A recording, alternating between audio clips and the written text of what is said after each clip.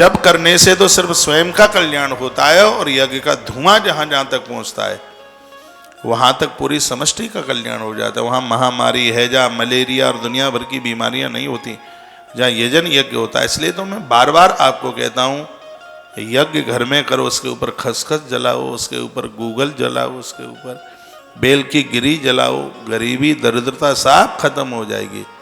यजन से, यज्ञ से अपने आप को जोड़िए।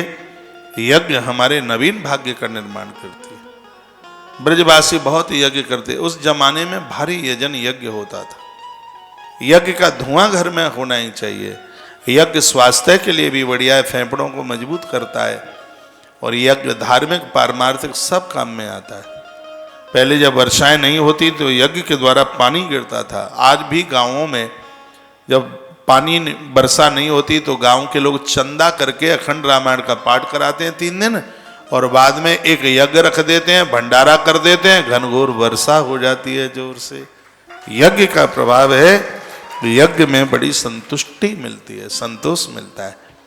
यज्ञ के नियमों को पूरा कीजिए। चमड़े की बेल्ट मत बांधिए। हाँ, गुटखा, बीड़ी, सिगरेट, तम्बाकू, पान खा करके यज्ञ मत कीजिए। माताएं साड़ी पहन करके, चुनरी ओढ़ करके यज्ञ करें। पुरुष लोग धोती कुर्ता, भले ही तुम्हारे पास 10-10 पैंट क्यों नहीं है, लेकिन याज्ञिक कर्मों के लिए, परमार्थ पूजा के लिए मैं बोलना चाहूंगा, पैंट पहन के, नेकर पहन के कभी पूजा में मत। पूजा में बैठो तो धोती पहनिए, धोती लगा करके आप। और रात्रि को जो वस्त्र पहना है वो पूजा में धुला हुआ ही होना चाहिए।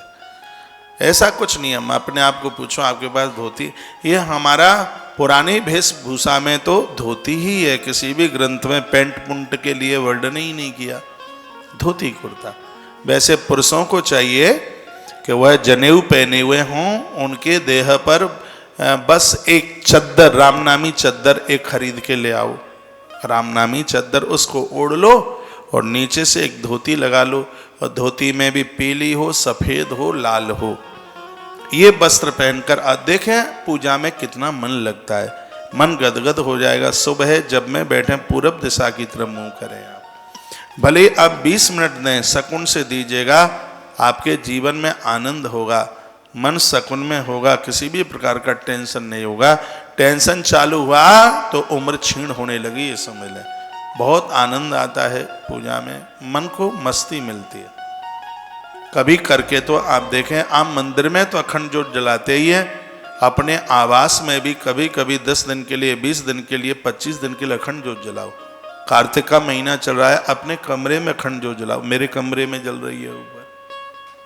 हाँ, हनुमान जी रखे हैं मेरे सिर के पास में, बिल्कुल राधा कृष्ण रखे हैं और उनके सामने अखंड दिया जल रहा है, पीतल की ज्योत में जल रहा है, पूरा महीना जलेगा।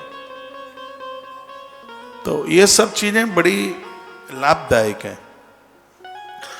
दिए से अज्ञान नाश होता है, दीपक से नकारात्मक सोच समाप्त होती है। ये दिए का प्रभाव है। दिए के बिना तो कोई पूजा ही पूरी नहीं होती। आप मंदिर में तो जलाते ही हैं, कभी कभी आप अपने इसको शयन कक्ष में भी आप जलाइए।